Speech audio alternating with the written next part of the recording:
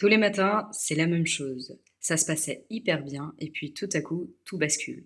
Au moment de mettre les chaussures et le manteau, rien ne va plus. Votre enfant traîne des pieds, vous met en retard, ne veut pas aller à l'école et le climat n'est pas vraiment au beau fixe.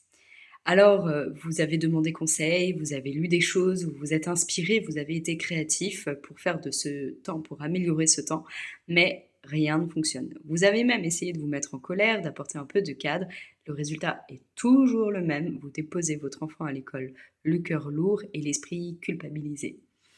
Vous êtes dans une impasse. On boit un café?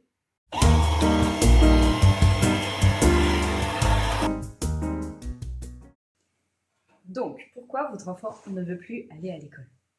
En fait, je crois que ce n'est pas tout à fait la bonne question. La bonne question serait plutôt: qu'est devenue l'école pour mon enfant? Que s'est-il passé à l'école? Je m'explique. Imaginez qu'un ami vous dise tout à coup je n'ai plus envie d'aller au travail. Est-ce que vous allez penser qu'il est paresseux? Probablement pas. Vous allez lui poser des questions.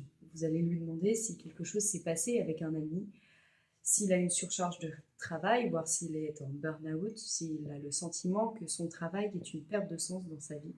Bref, vous allez essayer de comprendre. Et c'est exactement ce qu'on oublie parfois de faire avec les enfants. On se concentre sur le refus et on essaie de pallier au refus, mais on passe à côté de la cause. En médecine, le symptôme est le signal que quelque chose ne va pas dans l'organisme. C'est ce qui va nous permettre d'entrer en action. C'est ce qui va nous faire prendre rendez-vous chez le médecin, suivre un traitement et réparer ce qui dysfonctionne dans l'organisme. Eh bien, si le refus d'aller à l'école était le symptôme que vous présentez à votre enfant par rapport à une souffrance qui serait un peu plus profonde. Pendant des années, j'ai accompagné des enfants et des adolescents. Jamais aucun d'entre eux ne m'a dit « je n'ai pas envie d'apprendre ». Toujours, en revanche, ils m'ont fait part d'une souffrance qui leur était propre. Certains étaient victimes de harcèlement, d'autres en avaient marre d'être confrontés à l'échec, d'autres encore avaient des troubles d'apprentissage très forts et ne trouvaient pas de méthode pour pallier à leurs troubles d'apprentissage. Le psychologue Martin Seligman, psychologue américain, nous montre que lorsqu'une personne est confrontée à différents échecs malgré ses efforts, va développer ce qu'il appelle l'impuissance apprise. Le cerveau programme que malgré les efforts, le résultat est toujours le même, c'est l'échec. Alors cette personne va cesser d'essayer, non pas par paresse, mais parce qu'elle a le sentiment que même en essayant, elle n'y arrivera pas. Et je pense que certains élèves qui sont parfois démotivés, que l'on qualifie de démotivés, n'ont pas finalement programmé ce sentiment d'impuissance apprise, c'est-à-dire ce sentiment qu'ils auraient beau faire tous les efforts qu'ils voudront, le résultat sera le même, l'échec. Les neurosciences aussi nous apportent un élément important.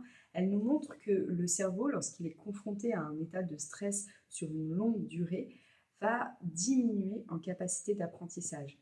Autrement dit, un enfant qui est confronté à du stress au quotidien va perdre ses capacités d'apprentissage et le cerveau, en fait, va prioriser les choses. Et la première priorité qu'il va choisir, c'est donc celle de le protéger et pas celle d'apprendre. Alors, que faire lorsque son enfant refuse d'aller à l'école? Eh bien, je crois qu'il ne faut rien faire.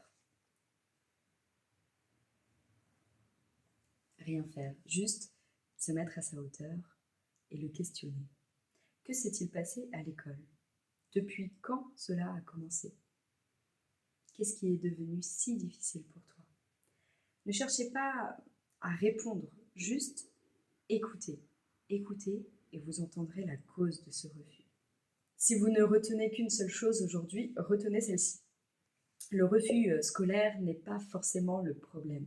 Le refus scolaire peut être regardé comme un symptôme d'une souffrance qui n'a pas encore trouvé de mots pour s'exprimer. Alors changer notre regard ne va pas tout modifier et tout résoudre. En revanche, peut-être que c'est une première étape pour accompagner votre enfant. Je m'appelle Gwendoline et j'ai créé la Fabrique des possibles. Chaque semaine, je vous invite à faire un pas de côté, à regarder votre enfant autrement. Parce que je crois que les enfants ont moins besoin qu'on leur réponde que d'être rencontrés là où ils sont. À la semaine prochaine autour d'un café.